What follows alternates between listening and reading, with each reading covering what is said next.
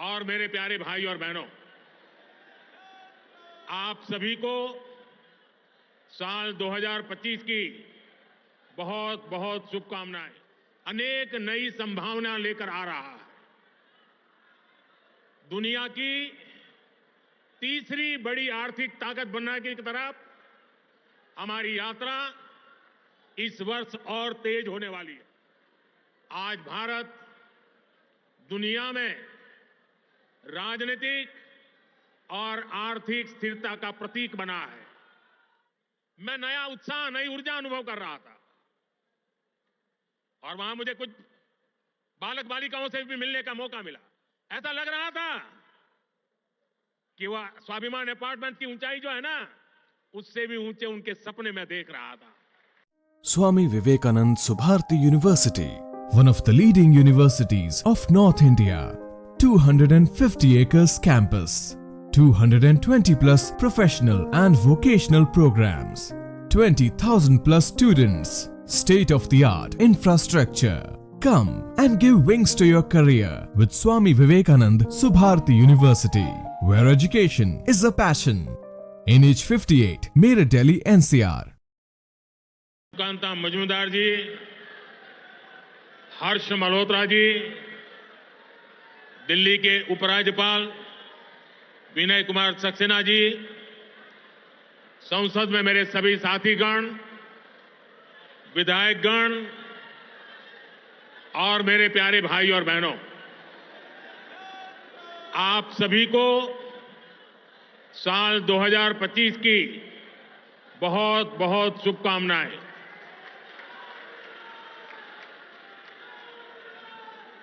साल 2025 भारत के विकास के लिए अनेक नई संभावना लेकर आ रहा है। दुनिया की तीसरी बड़ी आर्थिक ताकत बनने की तरफ हमारी यात्रा इस वर्ष और तेज होने वाली है। आज भारत दुनिया में राजनीतिक और आर्थिक स्थिरता का प्रतीक बना है।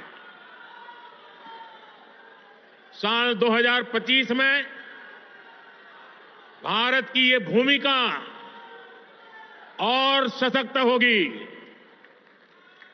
ये वर्ष विश्व में भारत की अंतर्राष्ट्रीय छवि को और सशक्त करने का वर्ष होगा।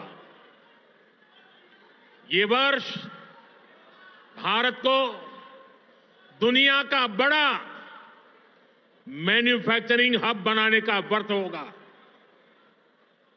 ये वर्ष युवाओं को नए स्टार्टअप और एंटरप्रेन्योरशिप में तेजी से आगे बढ़ाने का वर्ष होगा। ये वर्ष कृषि क्षेत्र में नए कीर्तिमानों का वर्ष होगा। ये वर्ष विमेन लेड डेवलपमेंट के हमारे मंत्र को नई ऊंचाई देने का वर्ष होगा। ये वर्ष ईज ऑफ लिविंग बढ़ाने, क्वालिटी ऑफ लाइफ बढ़ाने का वर्ष होगा। आज का ये कार्यक्रम भी इसी संकल्प का एक हिस्सा है। साथियों, आज जिन परियोजनाओं का शिलान्यास और लोकार्पण हुआ है, उनमें गरीबों के घर है, स्कूल और कॉलेज से जुड़े प्रोजेक्ट्स हैं। मैं आप सभी को बहुत बहुत बधाई देता हूं। विशेष रूप से मैं उन साथियों को, उन माताओं बहनों को बधाई देता हूं जिनकी एक तरह से अब नई जिंदगी शुरू हो रही है। झुग्गी की जगह पक्का घर, किराए के घर की जगह अपना घर, ये नई शुरुआत ही तो है। जिनको ये घर मिले हैं, ये उनके स्वाभिमान का घर है। ये आत्मसम्मान का घर है, ये नई आशाओं, नए सपनों का घर है। मैं आप सभी की खुशियों में आपके उत्सव का हिस्सा बनने ही आज यहां आया हूं। और आज जब यहां आया हूं तो काफी पुरानी यादें ताजा होना बहुत स्वाभाविक है। आप में से शायद कुछ लोगों को पता होगा, जब आपातकाल का समय था, देश इंदिरा गांधी के तानाशाही रवैये के खिलाफ लड़ाई लड़ रहा था। इमरजेंसी के खिलाफ एक लड़ाई चल रही थी। उस समय मेरे जैसे बहुत साथी अंडरग्राउंड मूवमेंट का हिस्सा थे और उस समय यह अशोक विहार मेरा रहने का स्थान हुआ करता था।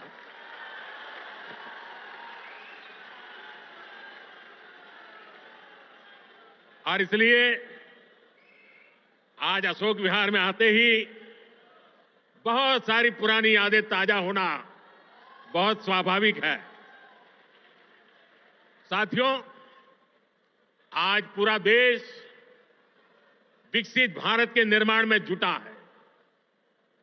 विकसित भारत में देश के हर नागरिक के पास पक्की छत हो, अच्छे घर हो, ये संकल्प लेकर हम काम कर रहे हैं। इस संकल्प की सिद्धि में दिल्ली का बहुत बड़ा रोल है। इसलिए भाजपा की केंद्र सरकार ने झुग्गियों की जगह पक्का घर बनाने का अभियान शुरू किया। 2 साल पहले भी मुझे कालकाजी एक्सटेंशन में झुग्गियों में रहने वाले भाई बहनों के लिए 3000 से अधिक घरों के शुभारंभ का अवसर मिला था। वो परिवार जिनकी अनेक पीढ़ियां सिर्फ झुग्गियों में ही रही, जिनके सामने कोई उम्मीद नहीं थी, वे पहली बार पक्के घरों में पहुंच रहे हैं।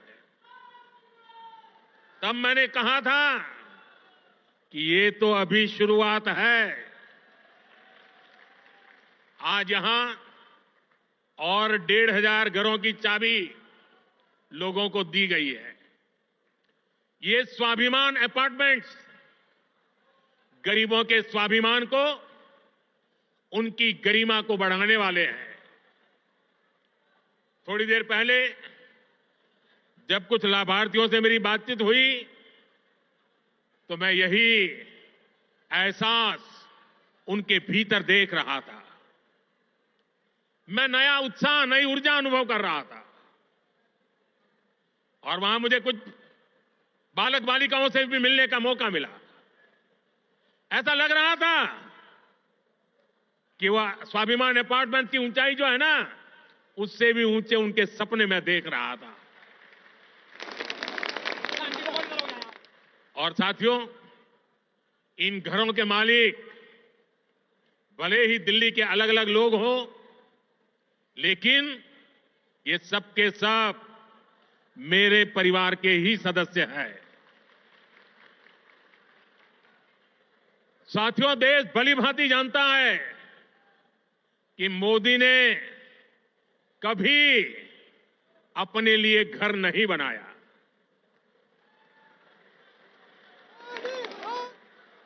लेकिन बीते 10 वर्षों में 4 करोड़ से अधिक गरीबों के घर, उनका सपना पूरा किया है।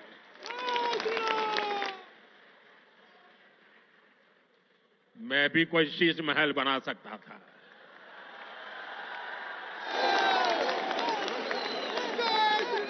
लेकिन मेरे लिए तो मेरे देशवासियों को पक्का घर मिले, यही एक सपना था। और मैं आप सबको भी कहता हूं, आप जब भी लोगों के बीच जाएं, लोगों को मिले, और अभी भी जो लोग झुग्गी झोपड़ी में रहते हैं, मेरी तरफ से उनको वादा करके आना, मेरे लिए तो आप ही मोदी है। वादा करके आना, आज नहीं तो कल उनके लिए पक्का घर बनेगा, उनको पक्का घर मिलेगा।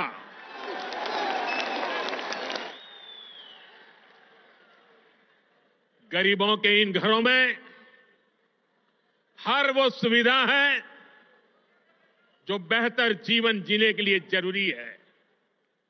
यही तो गरीब का स्वाभिमान जगाता है, आत्मविश्वास बढ़ाता है, जो विकसित भारत की असली ऊर्जा है। और हम यहीं रुकने वाले नहीं हैं।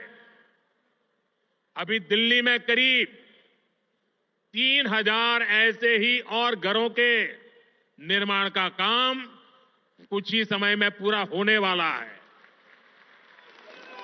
आने वाले समय में हजारों नए घर दिल्ली वासियों को मिलने वाले हैं। इस क्षेत्र में बहुत बड़ी संख्या में हमारे कर्मचारी भाई बहन रहते हैं। उनके जो आवास थे वे भी काफी पुराने हो चुके थे।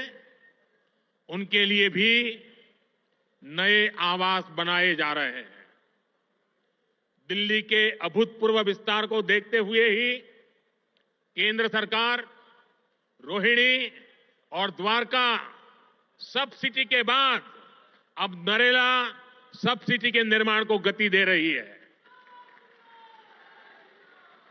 साथियों, विकसित भारत बनाने में बहुत बड़ी भूमिका हमारे शहरों की है। हमारे ये शहर ही जहां दूर दूर से लोग बड़े सपने लेकर आते हैं, पूरी ईमानदारी से उन सपनों को पूरा करने में जिंदगी खपा देते हैं। इसलिए केंद्र की भाजपा सरकार हमारे शहरों में रहने वाले हर परिवार को क्वालिटी लाइफ देने में जुटी है। हमारा प्रयास है कि गरीब हो या मिडिल क्लास, उसको अच्छा घर दिलाने में मदद मिले। जो नए नए लोग गांव से शहर आए हैं, उन्हें उचित किराए पर घर मिले। जो मध्यम वर्गीय परिवार है, मिडिल क्लास है, उसको भी अपना सपनों का घर पूरा करने के लिए सरकार पूरी मदद दे रही है। बीते एक दशक से कम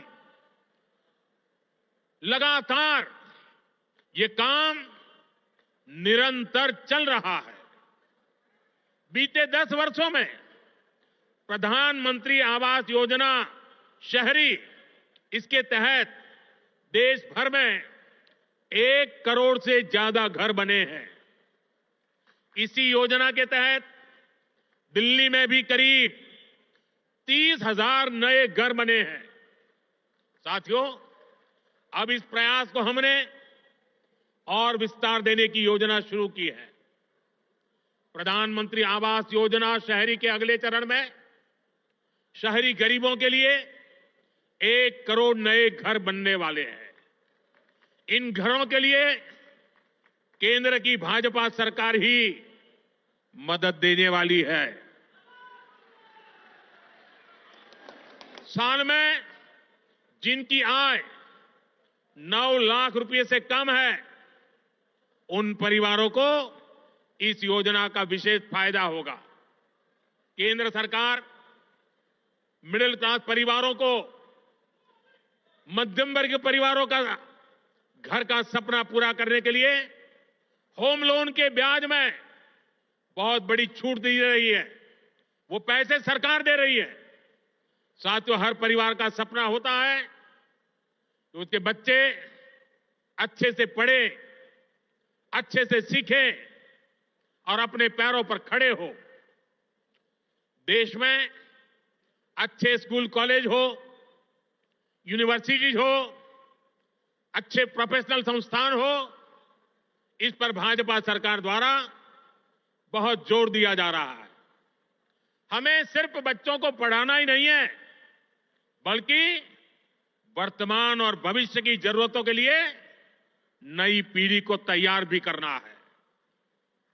नई नेशनल एजुकेशन पॉलिसी में इसी बात का ध्यान रखा गया है। नई राष्ट्रीय शिक्षा नीति गरीब परिवार का बच्चा हो, मध्यम परिवार के संतान हो, उनको नए अवसर देने वाली नीति को लेकर चलता है। हमारे देश में मध्यम वर्ग परिवार के बच्चे हो, गरीब परिवारों के बच्चे हो, उनके लिए डॉक्टर बनना, इंजीनियर बनना, बड़ी अदालत में खड़े होकर के वकालत करना, ये सारे सपने उनके भी होते हैं। लेकिन मध्यम वर्ग के परिवार के लिए अंग्रेजी माध्यम की स्कूल में बच्चों को पढ़ाना आसान नहीं होता है। गरीब के लिए बच्चों को अंग्रेजी में शिक्षा देना मुश्किल होता है। अगर मेरे मध्यम वर्ग के बच्चे, मेरे गरीब परिवार के बच्चे क्या अंग्रेजी के अभाव में डॉक्टर इंजीनियर नहीं बन सकते हैं क्या? क्या उनका डॉक्टर इंजीनियर बनने का सपना पूरा होना चाहिए कि नहीं होना चाहिए? और इसलिए आजादी के इतने सालों तक काम नहीं हुआ, वो आपके इस सेवक ने कर दिया है। अब वो अपनी मातृभाषा में पढ़ करके डॉक्टर भी बन सकता है, इंजीनियर भी बन सकता है और बड़ी से बड़ी अदालत में मुकदमा भी लड़ सकता है। साथियों, देश की शिक्षा व्यवस्था को बेहतर बनाने में सीबीएसई की बड़ी भूमिका है। इसका दायरा निरंतर बढ़ रहा है। इसको देखते हुए ही सीबीएसई का नया भवन बनाया है। इससे आधुनिक शिक्षा का विस्तार करने में, परीक्षा के आधुनिक तौर तरीकों को अपनाने में मदद मिलेगी। साथियों, उच्च शिक्षा के मामले में दिल्ली यूनिवर्सिटी की प्रतिष्ठा भी लगातार मजबूत हो रही है और ये मेरा सौभाग्य है, मुझे भी दिल्ली यूनिवर्सिटी का विद्यार्थी रहने का सौभाग्य मिला। हमारा प्रयास है कि दिल्ली के युवाओं को यहीं पर उच्च शिक्षा के ज्यादा से ज्यादा अवसर मिले। आज जिन नए परिसरों का शिलान्यास किया गया है, इससे हर वर्ष सैकड़ों नए साथियों को डीयू में पढ़ाई का अवसर मिलेगा। डीयू के पूर्वी कैंपस और पश्चिमी कैंपस का इंतजार लंबे समय से हो रहा था।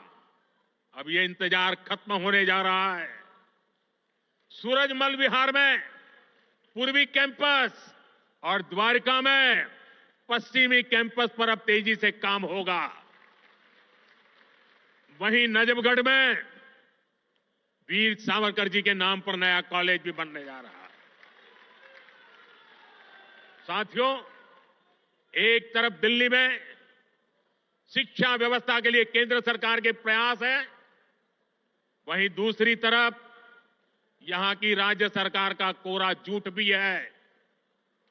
दिल्ली में जो लोग राज्य सरकार में पिछले 10 साल से उन्होंने यहां की स्कूली शिक्षा व्यवस्था को बहुत नुकसान पहुंचाया है।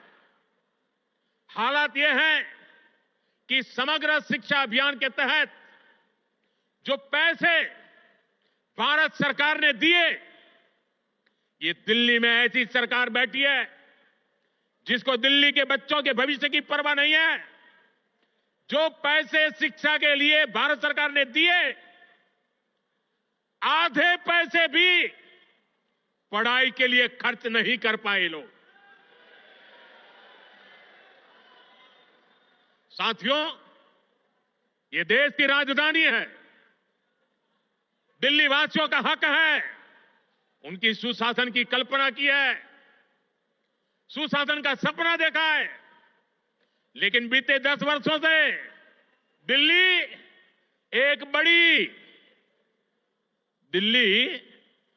एक बड़ी आपदा से घिरी है। अन्ना हजारे जी को सामने करके कुछ कट्टर बेईमान लोगों ने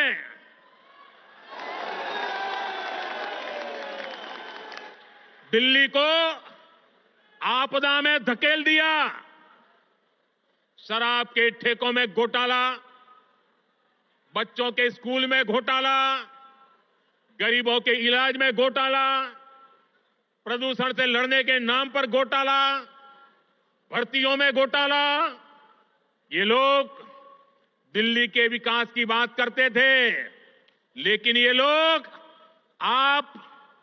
आपदा बनकर दिल्ली पर टूट पड़ी है। ये लोग खुलेआम भ्रष्टाचार करते हैं और उसका महिमा मंडन भी करते हैं। एक तो चोरी, ऊपर से सीना चोरी। ये आपदा दिल्ली पर आई है और इसलिए दिल्ली वालों ने आपदा के विरुद्ध जंग छेड़ दी है। दिल्ली का वोटर दिल्ली को आपदा से मुक्त करने की ठान चुका है। दिल्ली का हर नागरिक कह रहा है, दिल्ली का हर बच्चा कह रहा है, दिल्ली की हर गली से आवाज आ रही है, आपदा को नहीं सहेंगे, बदल के रहेंगे। आपदा को नहीं सहेंगे, आपदा को नहीं सहेंगे, आपदा को नहीं सहेंगे, आपदा को नहीं सहेंगे। साथियों, दिल्ली देश की राजधानी है। बड़े खर्चे वाले बहुत से काम यहां जो होते हैं वो भारत सरकार, केंद्र सरकार के जिम्मे है। दिल्ली में ज्यादातर सड़कें, मेट्रो, बड़े बड़े अस्पताल, बड़े बड़े कॉलेज कैंपस, ये सब केंद्र सरकार ही बना रही है। लेकिन यहां की आपदा सरकार के पास जिस भी काम का दायित्व है उस पर भी यहां ब्रेक लगी हुई है। दिल्ली को जिस आपदा ने घेर रखा है उसके पास कोई विजन नहीं है। ये कैसी आपदा है, इसका एक और उदाहरण हमारी यमुना जी है। यमुना नदी, अभी मैं ये स्वाभिमान फ्लैट के लाभार्थियों से बात कर रहा था यहां आने से पहले, तो ज्यादातर वो इस उत्तरी क्षेत्र के रहने वाले थे। तो मैंने उनको पूछा छठ पूजा कैसी रही। उन्होंने कहा, साहब सर पे हाथ फोड़ के कह रहे थे, साहब यमुना जी का हाल इतना खराब हुआ, अब हम तो छठ पूजा क्या करें, इलाके में ऐसा छोटा मोटा करके हम मां की क्षमा मांग लेते हैं। हर दिल्ली वासी को यमुना जी का स्थिति, साथियों आज 10 साल बाद ये कह रहे हैं, और बेशर्मी देखो, लाज शर्म का नामो निशान नहीं। ये कैसी आपदा। ये कह रहे हैं यमुना की सफाई से वोट नहीं मिलते। अरे वोट नहीं मिलेंगे तो क्या यमुना को बेहाल छोड़ देंगे? यमुना जी की सफाई नहीं होगी तो दिल्ली को पीने का पानी कैसे मिलेगा? इन लोगों की करतूतों की वजह से ही आज दिल्ली वालों को गंदा पानी मिलता है। इस आपदा ने दिल्ली वालों के जीवन को टैंकर माफिया के हवाले कर दिया है। ये आपदा वाले रहेंगे तो भविष्य में दिल्ली को और भी विकराल स्थिति की तरफ ले जाएंगे। साथियों, मेरा ये निरंतर प्रयास है कि देश के लिए जो भी अच्छी योजनाएं बन रही हैं उनका लाभ मेरे दिल्ली के भाई बहनों को भी मिले। केंद्र की भाजपा सरकार की योजनाओं से गरीब और मध्यम वर्ग को सुविधाएं भी मिल रही हैं और पैसे भी बच रहे हैं। साथियों, केंद्र की भाजपा सरकार बिजली का बिल 0 कर रही है और इतना ही नहीं, बिजली से कमाई के अवसर भी दे रही है। पीएम सूर्य घर मुफ्त बिजली योजना से हर परिवार आज बिजली उत्पादक बन रहा है। भाजपा सरकार हर इच्छुक परिवार को 78,000 रुपीज, करीब करीब 75-80 हजार रुपये एक परिवार को सोलर पैनल लगाने के लिए 75-80 हजार रुपये दे रही है। अभी तक देश भर में करीब 7.5 लाख घरों की छत पर पैनल लग चुके हैं। इससे जरूरत की बिजली मुफ्त मिलेगी और बची हुई बिजली का पैसा सरकार आपको देगी। मैं दिल्ली के लोगों को विश्वास दिलाता हूं, दिल्ली में भाजपा का मुख्यमंत्री बनते ही प्रधानमंत्री सूर्यघर मुफ्त बिजली योजना और तेजी से लागू की जाएगी।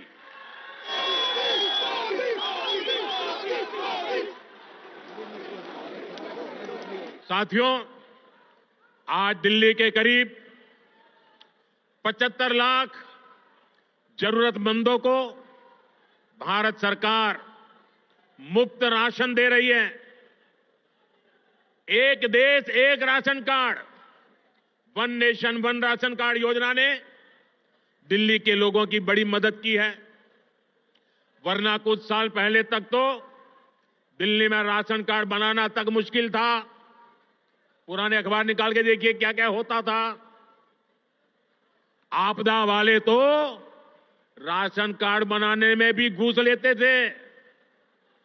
आज घूसखोरी का रास्ता भी बंद हुआ है और राशन के खर्च में भी बचत हो रही है।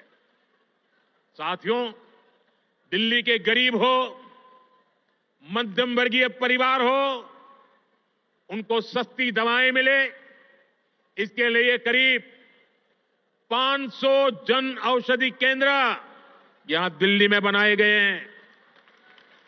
इन केंद्रों पर 80% से अधिक डिस्काउंट पर दवाएं उपलब्ध है।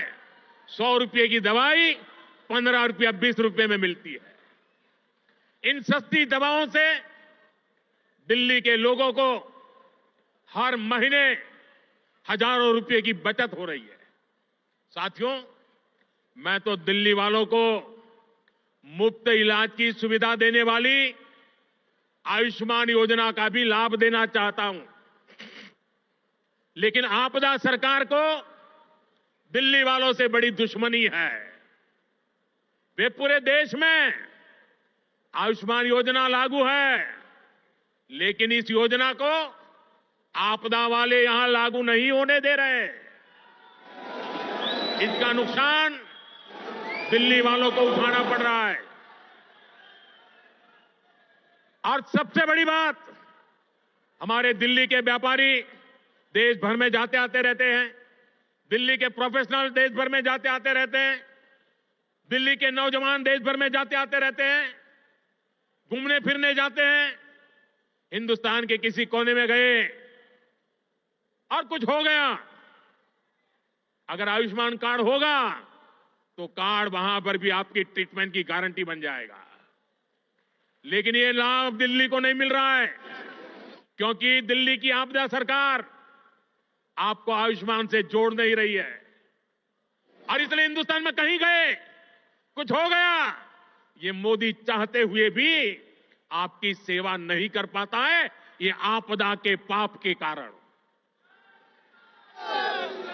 साथियों, भाजपा सरकार 70 साल की आयु के ऊपर के बुजुर्गों को भी आयुष्मान योजना के दायरे में ले आई है। किसी भी परिवार का 70 साल से ऊपर का व्यक्ति अब उनके बच्चों को उसकी बीमारी की चिंता नहीं करनी पड़ेगी, ये आपका बेटा उनकी चिंता करेगा। लेकिन मुझे बड़े दुख के साथ कहना पड़ रहा है, ये बेटा दिल्ली के बुजुर्गों की कितनी ही सेवा करना चाहे, लेकिन आपदा वालों ने दिल्ली के बुजुर्गों को उस सेवा से वंचित कर दिया है। फायदा नहीं ले पा रहे। आपदा वालों का स्वार्थ, आपदा वालों की जीत, आपदा वालों का अहंकार आपके जीवन से वो ज्यादा बड़ा मानते हैं। साथियों, दिल्ली के लोगों के लिए भारत सरकार पूरी संवेदनशीलता से काम कर रही है।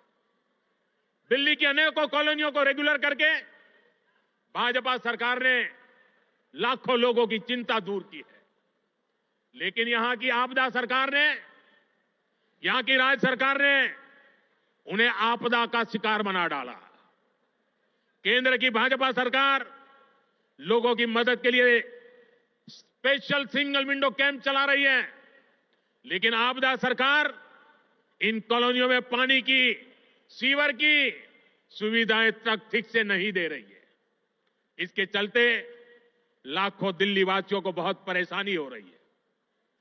घर बनाने में लाखों रुपए लगाने के बाद भी अगर सीवर ना हो, नालियां टूटी हो, गली में गंदा पानी बहता हो, तो दिल्ली के लोगों का दिल दुखना बहुत स्वाभाविक है। जो लोग दिल्ली के लोगों से विश्वासघात करके, झूठी कस्में खाके अपने लिए शीश महल बनवा लेते हैं, उनसे जब यह आपदा जाएगी और भाजपा आएगी तो इन सारी समस्याओं का समाधान भी किया जाएगा। साथियों, आपको याद रखना है, जहां जहां आपदा का दखल नहीं है, वहां हर काम अच्छे से होता है। आपके सामने डीडीए, दिल्ली डेवलपमेंट अथॉरिटी का उदाहरण है। डीडीए में आपदा का उतना दखल नहीं है। इसके कारण डीडीए गरीबों और मध्यम वर्ग के लिए नए घर बना पा रही है। दिल्ली के हर घर तक पाइप से सस्ती गैस पहुंचाने का काम तेजी से चल रहा है। ये काम भी इसलिए हो पा रहा है क्योंकि इसमें भी आपदा की दखल नहीं है। दिल्ली में इतने सारे हाईवे बन रहे हैं, एक्सप्रेस वे बन रहे हैं, ये भी इसलिए बन पा रहा है क्योंकि इसमें आपदा की दखल नहीं है। साथियों, आपदा वाले दिल्ली को सिर्फ समस्याएं दे सकते हैं, वहीं भाजपा दिल्ली के लोगों की समस्याओं का समाधान करने में जुटी है। 2 दिन पहले ही हमारे दिल्ली के 7 एमपी, हमारे सांसद ने यहां की ट्रैफिक की समस्या को दूर करने के लिए अहम सुझाव भारत सरकार को दिए हैं। दिल्ली एयरपोर्ट के नजदीक शिव मूर्ति से नेल्सन मंडेला मार्ग तक टनल बनाना हो, दिल्ली अमृतसर कटरा एक्सप्रेसवे को केएमपी एक्सप्रेसवे से जोड़ना हो, दिल्ली देहरादून एक्सप्रेसवे को अर्बन एक्सटेंशन रोड 2 से जोड़ना हो, या दिल्ली का ईस्टर्न बाईपास हो। ये हमारे सांसदों ने जो सुझाव दिए, इन सुझावों को भारत सरकार ने मान लिया है। इन पर सैद्धांतिक सहमति दे दी है। इनसे आने वाले समय में दिल्ली में ट्रैफिक की समस्या का समाधान होगा। साथियों, साल 2025 दिल्ली में सुशासन की नई धारा तय करेगा। ये साल राष्ट्र प्रथम, देशवासी प्रथम, मेरे लिए दिल्ली वासी प्रथम, इस भाव को सशक्त करेगा। ये साल दिल्ली में राष्ट्र निर्माण और जन कल्याण की नई राजनीति का शुभारंभ करेगा। और इसलिए आपदा को हटाना है, भाजपा को लाना है। आपदा को हटाना है, आपदा को हटाना है, आपदा को हटाना है। इसी विश्वास के साथ आप सभी को नए घरों के लिए, नए शिक्षा संस्थानों के लिए फिर से एक बार बहुत बहुत बधाई। मेरे साथ बोले, भारत माता की। दोनों हाथ ऊपर करके पूरी ताकत से बोलिए, आपदा से मुक्ति का नारा चाहिए। भारत माता की, भारत माता की, भारत माता की। बहुत बहुत धन्यवाद। बहुत बहुत आभार माननीय प्रधानमंत्री श्री नरेंद्र मोदी जी का उनके इस प्रेरक संबोधन के लिए। तालियों की गूंज आपकी आनी चाहिए। करतल ध्वनि से आइए, अभिनंदन वंदन करें, आभार व्यक्त करें, हृदय से आभार व्यक्त करें ऐसे देश के यशस्वी प्रधानमंत्री श्री नरेंद्र मोदी जी का। हृदय से आभार प्रधानमंत्री जी का उन हजारों परिवारों की ओर से जिन्हें आज आपकी प्रेरणा और प्रयासों से अपना घर मिला है, अपनी छत मिली है। हृदय से आभार माननीय प्रधानमंत्री जी का उन हजारों परिवारों की, महिलाओं की